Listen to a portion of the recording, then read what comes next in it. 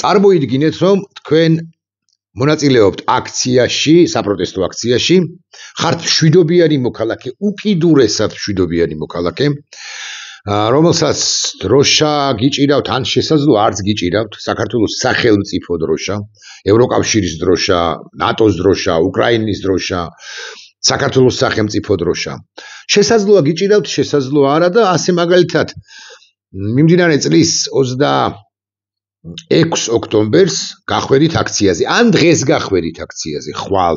გადაწყვეტილება მიიღეთ, მოკლედ ამგვარი, რომ უაღრესად მშვიდობიანად, მხოლოდ მშვიდობიანად გააპროტესტოთ არსებული ხელისუფლების, რეჟიმის, ბანდის, ხუნტის, თქვენ ასე უწოდებთ.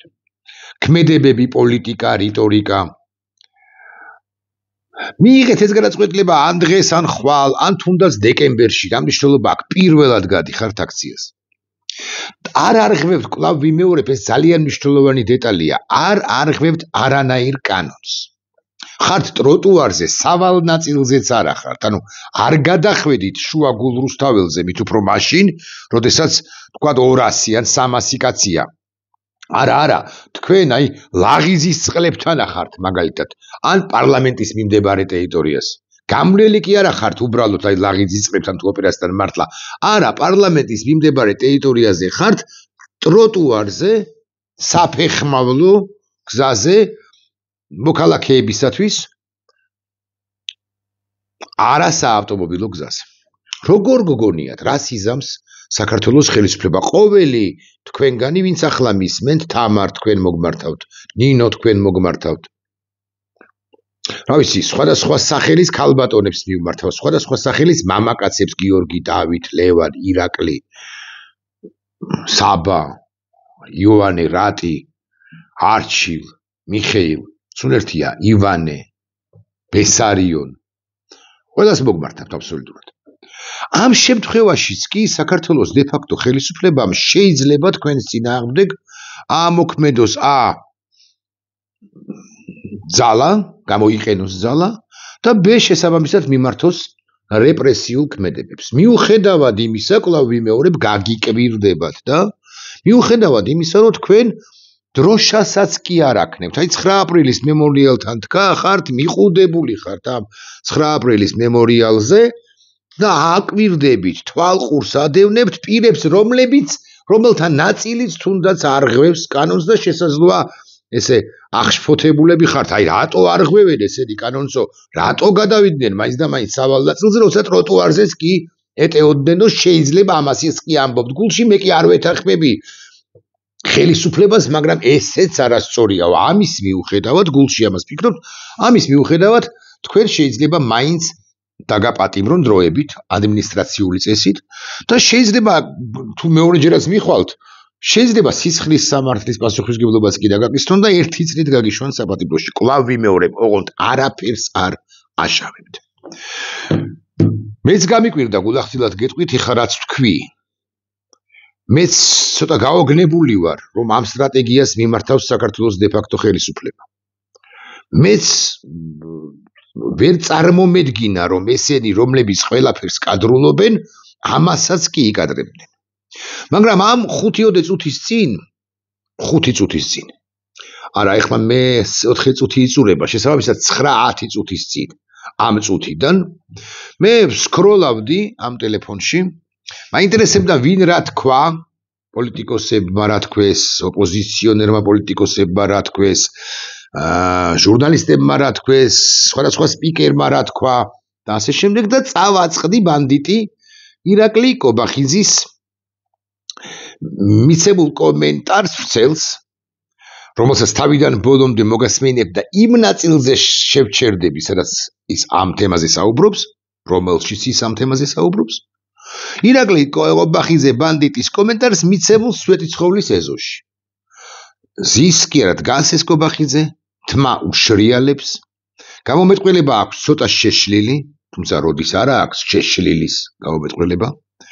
უტიფარი როა, ისედაც იცით, რუსეთის აგენტი როა, შეფასება, მაგრამ ისედაც იცით, უჩემოდაც იცით.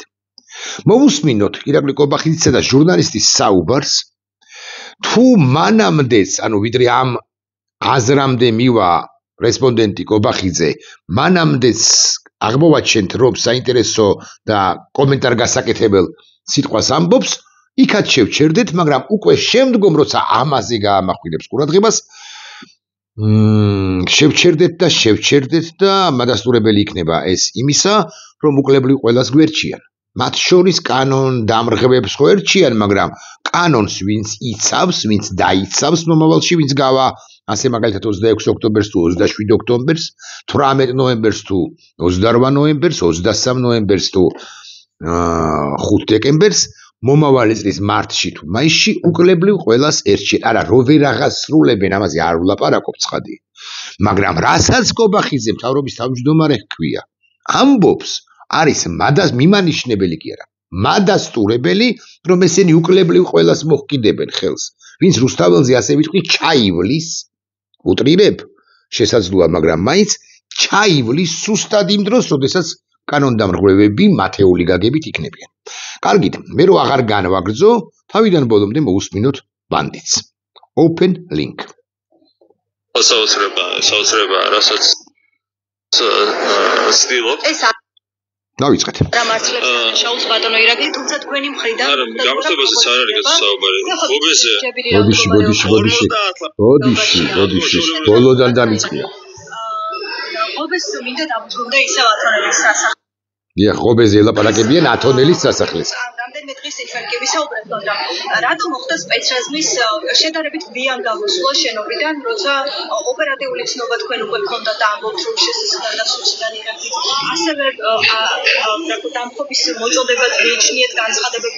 დავაპაუზე და მიაქციეთ ყურადღება მის ცოტა დაღლილ ერთის მხრივ, მაგრამ მეორეს მხრივ ცოტა შეშლილ სახესაც. მას ეზიზღება ჟურნალისტი, რომელიც რამეს ეკითხება, ერთი სული აქვს დაუძვრეს არა, ერთი სული გაეცალოს ამ ჟურნალისტს, იმიტომ რომ მას არ მიაჩნია, რომ ასეთ მისეული გაგებით სულელურ კითხვებს უნდა პასუხობდეს, მაგრამ მეორეს მხრივ რაღაცა ეგრეთ წოდებულ პოზასაც ინარჩუნებს პრემიერ-მინისტრი ჰქვია, ხო, შეიძლება ბიზინამ დასაჯოს იმის გამო, რომ მან კითხვას არ უპასუხა. ჟურნალისტი ეკითხება ათონელის ღობეზე, იცით თქვენ, რომ ათონელის ღობესთან დაკავშირებით არსებობს ეჭვი, ინფორმაცია და ეჭვი იმის თაობაზე, რომ ეს მილკვადრატები ეგრეთ წოდებული იყო განდუღებული, ანუ შედუღება, განდუღება და ანუ ჩაჭრილი, მოდი უფრო მარტივად ვიტყვი და სიტყვას არ მოვიგორებ მაინც და მაინც და ჟურნალისტი ეკითხება, რომ კი მარა სპეცრაზმი, რომელიც შენობაში იყო, რატო მანამდე პრევენციულად რატო არ გამოვიდა, რომ იქნება და ამათ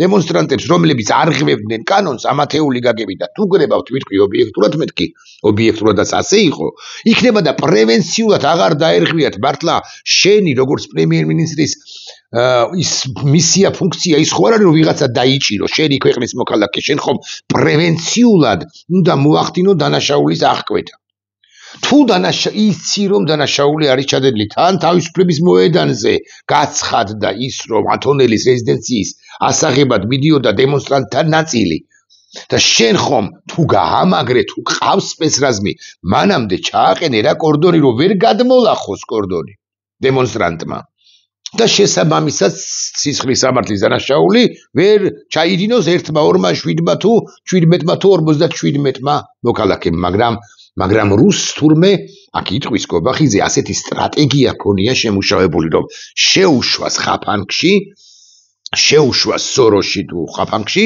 და მერე იქ დაადუღოს მერე იქ ანუ დააშვებინოს შეცდომა ჩაადენინოს დანაშაული მოქალაქეს საკუთარ მოქალაქეს ჩაადენინოს დანაშაული რომ მერე აჩვენოს რამდენად ძლიერია მერე აჩვენოს რომ აი მას შეუძლია დანაშაულის აღკვეთა როგორც ასეთის თუმცა არ ესმის მას როგორც რუს რომ პრევენციული ქმედება პრევენციულად დანაშაულის აღკვეთა არის ნებისმიერი სახელმწიფოებრივად მოაზროვნე პირის ვალდებულებაც კი მოусმინოთ ბაზის თქვენ არც აგერ ხობის მორღვევა აქციის მონაწილეებზე შემდგომ გამოიყვანეთ სპეცრაზმი. დაღლილია. თქვენი მხრიდან დანაშაულის პრევენცია თუ კი ამ დანაშაულს უპირველებთ? ჩვენ მქონდა საერთო მიდგომა, რომ ყველა შენობაში შეგნით უნდა ყოფილიყვნენ მობილიზებული სპეცრაზმის წარმომადგენლები და ჩარევა უნდა მომხდარიყო მხოლოდ იმ შემთხვევაში, თუ აქციის მონაწილეები გადავიდოდნენ ძალადობაზე. თქვენ ნახეთ, რომ დემაგოგია ჩარევა მაშინ მოხდა გასული წლის დეკემბერში ან მიმდინარე წლის იანვარ-თებერვალში სპეცრაზმის მიერ, როდესაც დანაშაული სულაც არ იყო მომხდარი. და დანაშაული რომ არ მომხდარიყო, მათეული გაგებით დანაშაული, მაშინ აღკვეთა ბჭყალებში თუ ბჭყალებოდ სპეცრაზმმა დანაშაული გასულ წელს. ანუ ჩადგა კორდონი და მაგალითად ჩიტაძის ქუჩაზე არ აგვიშვა. ჩიტაძის ქუჩაზე რომ ავსულიყავით, ვინიც ის იქნება და შეგვეტია პარლამენტისთვის ჩიტაძის მხრიდან თუ ჭიჭინაძის მხრიდან, მაგრამ იყო ქვემოთ ჩამოსული სპეცრაზმი და არ გვიშვებდა ჩიტაძისა თუ ჭიჭინაძის ქუჩებისაკენ, იმიტომ რომ ემანთ ჩვენ შეცდომა არ დაგვეშვა. არა, ჩვენ არც ძალადობდით სპეცრაზმზე მაშინ და არც ვაპირებდით ჭიჭინაძის ქუჩიდან თუ ჩიტაძის ქუჩიდან პარლამენტის შენობის იმ ნაწილის იმ რამდენიმე ოთახის აღებას მაგალითად, მაგრამ მათ ჩააყენეს კორდონი და ახლა სტრატეგია შეუცვლიათ ბანდიტებს. ახლა გაშვებინებს შეცდომას. თურმე. და ეს არის ამათი გეკა, გჟმეშმეკა, ჯეკა, კობახიძე, მდინარაძე და ასე შემდეგ მოფიქრებული ტაქტიკა შეთანხმებული აბასთუმნის უღრანების ბინადართან. არა, კიდევ მოусვიდოთ, კიდევ უფრო საოცრებებს ამბობს. ისინი გადავიდნენ ძალადობაზე და ძალადობის პირველი აქტი იყო ხობის მორღვევა, როგორც კი ღობე მოარღვიეს, ჯერ ჩაერია სახელმწიფო დაცვის სამსახური და მერე მაშინვე გაამაგრა სახელმწიფო დაცვის სამსახურის სპეცრაზმმა. ხო, ეს იყო მოვლენების განვითარება, ყველაფერი წარიმართა ჩვენი ტაქტიკის შესაბამისად. უკაცრავად სტრატეგია რა, ტაქტიკა ჰქონიათ შემუშავებული, მოდიში მე დავუშვი შეცდომა. ამ ჩვენი ტაქტიკის შესაბამისად, ანუ ჰქონდათ ინფორმაცია იმის თაობაზე, რომ ვინმე ოდესღაც რომელიღაც ეტაპზე გამოაცხადებდა ათონელის რეზიდენციის პრეზიდენტად რომ მუშაობს იმ კაცის ყაველაშვილის რეზიდენციაზე, ვიტყვი ამ სიტყვას თქვენის ნებართვით მაინც შტურმს, ანუ აღებას მოინდომებდა, რაც იყო შეცდომა პირდაპირ ვლაპარაკობ ამასა. არც ახლა არ ვმალავ, იქ ჩასაფრება მოუწყვეს, თითქოს მტრებთან ჰქონდა საქართველოს მოქალაქეები ხომ მტრებად მიაჩნიათ და ასე დააშვებინეს შეცდომა, დააშვებინეს ტაქტიკა ყოფილა. ეს და არა სტრატეგია, გიბოდი შევთ. როგორც კი გადავიდნენ ძალადობაზე, აქციის მონაწილეები მაშინვე ჩაერთო ჯერ სახელმწიფო დაცვის სამსახური და შემდეგ უკვე სპეცრაზმი. ჩვენ ვინახავთ სხვა აქციებზე სპეცრაზმის წკრივებად, მათ შორის წლისჭავლი და მაშინაც არ მივღამესვე ლეონიძის ქუჩაზე არ იყო ძალადობა, მაგრამ განალაგეთ სპეცრაზმი და იქ რატომ არ განალაგეთ, როცა ხედავდით რომ აქციის მონაწილეები ათონელის რეზიდენციასთან მოდიოდნენ. ეს იყო 4 ოქტომბრის ტაქტიკა. წინ ჩარევა. ეს იყო 4 ოქტომბრის. თავხედურად იმეორებს, რომ ეს იყო 4 ოქტომბრის ნებისმიერ რამეზე შეიძლება ეგრე მოაკვლევინოს პირდაპირ მნიშვნელობით გავეშებულ არ გაბრაზებულ რომელიმე დემონსტრანტს ასროლიდოს ყაველაშვილზე ბოთლი ან იარაღი დანა გააყრევინოს ღვიძლში ყაველაშვილისთვის და მე უნდა თქვას რომ იცით რა არის სისხლის სამართლის დანაშაული ჩაიდინა ამ დემონსტრანტმა არა მხოლოდ შეჭრით არამედ მუსელში სამართებლის მირტყვით ჩარტყვით ყაველაშვილისთვის იყო ჩვენი ტაქტიკა ყაველაშვილი შეიძლება მოკვდეს და ამან თქვას რომ ეს იყო ჩვენი ტაქტიკა. პაპუაშვილი შეიძლება დაკვდეს და აკლანზეთ არასწორმა დემონსტრანტებმა აქვე ვიტყვი, მაგრამ შეიძლება ამოტიფარმა თქვას რომ ეს იყო ჩვენი ტაქტიკა. ჩვენ ვაშვებინებთ ადამიანების შეცდომებს. და რაღაცა ვაშვებინებთ შეცდომებს აქედან გამომდინარე და ეს არის სწორედ რუსული მიდგომა, როცა ვაპარაკობთ იმას, რა არის სხვაობა დასავლურ მიდგომასა და რუსულ მიდგომას შორის, დასავლური მიდგომა არის დანაშაულის პრევენცია, რომ მოქალაქე თუნდაც დამნაშავე, თუნდაც პოტენციურად ან თეორიულად დამნაშავე, მას არ მისცეს შესაძლებლობა დანაშაულის ჩადენისა. აი ბრეივიკი ვახსენე მე რამდენიმე დღის წინ. ბრეივიკი და იქ შევადარე რომ ბრეივიკზე უარეს ბრეივიკი რა მდგომარეობაშიც არის, იმ მდგომარეობაზე უარეს მდგომარეობაშია პაატა ბურჭულაძე თუ მურთაზ ზოდელავა მეთქი. წარმოიდგინეთ ეხლა ნორვეგიის მთავრობას რო გაეგო რომ ოტოიაზე მიდის ტიპი ხალხის დასახოცად და წავიდა და დახოცა, მაგრამ იმისთვის, მხოლოდ იმისთვის რომ ბრეივიკს დანაშაული ჩაედინა და მერე გაეფსკვანჩად, რომ მისცეს შესაძლებლობა ბრეივიკს რომ მან გადახოცოს იმდენი მოქალაქე, რამდენი მოქალაქეც გადახოცა კუნძულზე. აი ის ნორვეგიელმა ეს არ იცოდა რომ ის ოტოიაზე მიდიოდა, თორე წინასწარ რასაკვირველია ამ ყველაფერს აღკვეთავდა, წინასწარ დაიჭერდა, თუ გნებავთ ასე ვიტყვი.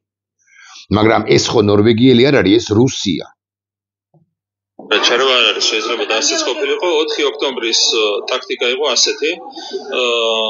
ჩვენ გადავწყვეტეთ ყველა შენობის შიგნით სპეცრაზმის მობილიზება და არა გარე პერიმეტრზე, ეს იყო ჩვენი ტაქტიკა და თუ ნახავდით პრევენცია შსს არის ის. როცა სპეცრაზმი გარეთ არის გამოყვანილი, ამ შეიძლება წაახალისოს პირიქით ძალადობა. უყურეთ, კიდე ერთი აბსურდი, რა საოცარ რამეს ამბობს. როცა სპეცრაზმი გარეთ არის გამოყვანილი, შეიძლება წაახალისოს ძალადობაო. დავეთანხმოთ, მაგრამ მაშინ ერთი კითხვა მაქვს, დეკემბერში და იანვარში რატო ყავდათ გამოყვანილი სპეცრაზმი? ესე იგი წაახალისეთ ძალადობა. ესე იგი თქვენ ჩაიდინეთ სისხლის სამართლის დანაშაული. წაახალისეთ რა ძალადობა, რომელსაც თქვენ დაარქვით ძალადობა ფოიერვერკების სროლას.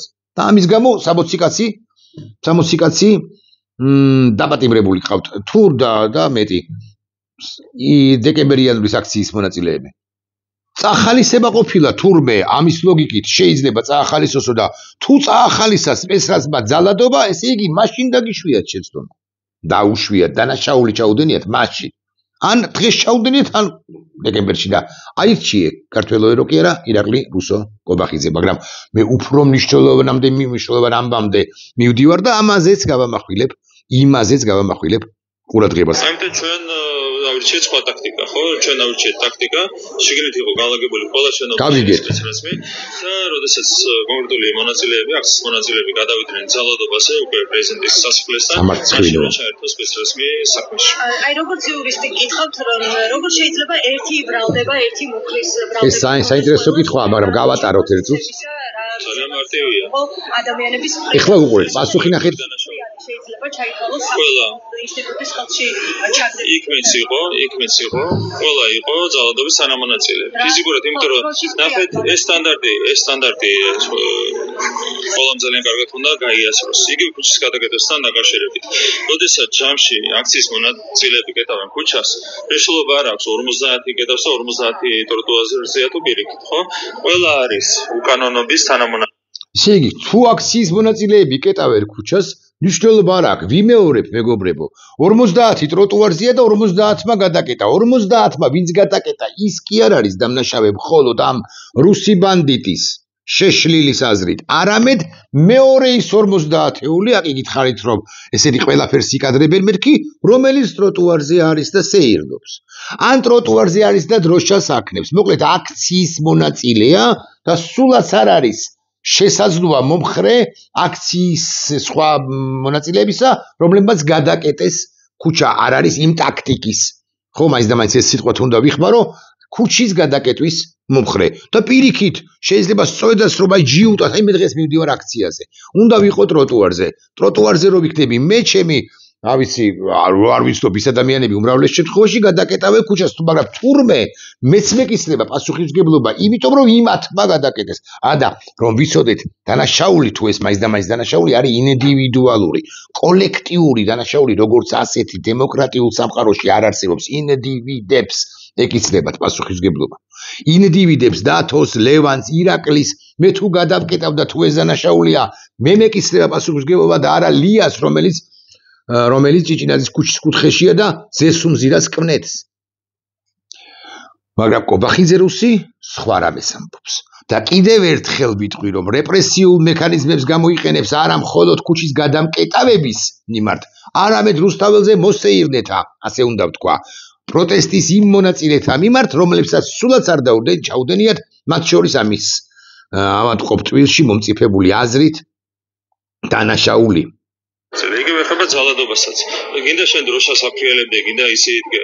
საერთოდ, როდესაც ძალადობას ამაგრებ ფიზიკურად.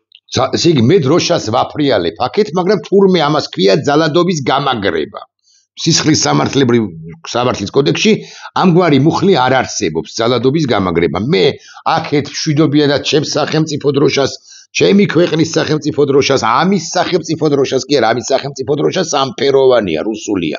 ჩემი ქვეყნის სახელმწიფო დროშას ვაფრიალებ, ჩემი ქვეყნის სახელმწიფო ჰიმნს ვღიღინებ ან ხმამაღლა ვმღერი, სხვებმა ამისეული გაგებით რუსისეული გაგებით, ოკუპანტის წარმომადგენლის გაგებით გადაკეტეს ქუჩა, მაგრამ მეც ჰიმნის შესრულებისა, ჩუმად შესრულებისათვის, დროშის ფრიალისათვის, მაგრამ იქ ყოფნისათვის, ამისეული გაგებით ზურგ გამაგრებისათვის, კანონდამრღვევის თვის, მეც მეკისრება ადმინისტრაციული და სისხლის სამართლის პასუხისმგებლობა უკვე შემდგომ. შენ ხარ ძალადობის თანამონაწილე, თანამონაწილე. სამართლებრივად აბსოლუტურად ლოგიკურია ის, რომ ერთი მუხტი ვრცელდება ყველა დანაშაულს. დანაშაულის პროვოცირება მოხდა თუ არა, თუნდაც იმით, რომ ჯებირი, რომელიც ათონელის აღარ არის საინტერესო, ესე იგი, ნახეთ როგორი სიტყვები უნდა მოვიფიქრო ეხლა კონტექსტში თქვი ეს სიტყვები. მასთან დაკავშირებით თქვი, მაგრამ პრინციპში ყველაზე ვრცელდება. უცნაურ სიტყვებს გეტყვით. ტყვია, ტყიბული, ტყვარჩელი, ტყლაპი, ტყემალი, ტყე, ტყუილი და ასე შემდეგ. რომ მოვინდომო ახლა მართლა ესე მიყოლებით, ალბათ 15-20 სიტყვას მაინც ვიტყვი, 7 თუ 8 ვთქვი, ხო? კიდე 7, 8, 10, 12 დავუმატებ, რომ მოვინდომო. ამ სიტყვებს აქვს საერთო ბგერები, თანხმოვნები. ტ და ყ. ტყვია, ტყიბული. ტ, ყ და ტყ, ტყვია და ტყიბული, ტყვარჩელი, ტყემალი, ტყლაპი, ტყუილი, ტყლაპო და ასე შემდეგ. აი ამ ორი ბგერის ტსა და ყს წარმოთქმა მინდა სწორედ მაშინ, როცა სხვა გზა არ მაქვს და ესეც პროტესტის ფორმაა, ბარემ რომ ვიცოდეთ, მე მესმის რომ ამის გამოც შეიძლება ადმინისტრაციული სიტყვისათვის ტყემალი შეიძლება ადმინისტრაციული ჯარიმა დამაკისრონ. ესენი ამ აბსურდზეც გადიან, მე ტყემალი ვთქვი ბატონებო და არა სხვა რამე. მაგრამ სხვა სიტყვაშიც არის ეს ორი ბგერა, ეს ორი თანხმოვანი ბგერა არა, ეს ორი თანხმოვანი. ტ და ყ. და იდეის თანხმოვანი მანამდეა. ხო. აი ამ თანხმოვნების წარმოთქმის სურვილი მაქვს, როდესაც რუსებს ვუსმენ. რუსებს ივანოვებს კი არა, იმათთან იმართებაში მე გავბედავდი და ვიტყოდი, არა, აქ არ ვიტყოდი, იმიტომ რომ აქ YouTube-ი დაგაჯარიმებს, ხო? ვამბობ კიდეც, რუსულად თუნდაც ან ქართულად. ხო, აქაც YouTube-ი რო დამაჯარიმებს ხოლმე და მხოლოდ იმიტომ არ ვამბობ, მაგრამ რუსებს ერთია რომ ეკუთვნით და ნამდვილად ეკუთვნით და ეკუთვნით, მაგრამ სამწუხარო რომ ქართულ გვარიან რუსებზე მიწევს ამ სიტყვების ტყვია, ტყემალი, ტყიბული, ტყვარჩელი და ტყლაპოს ამ თანხმოვნების წარმოთქმა. და კიდევ იმ სიტყვისა, რომელიც ენაზე მადგია. მადგას. ნახვამდის.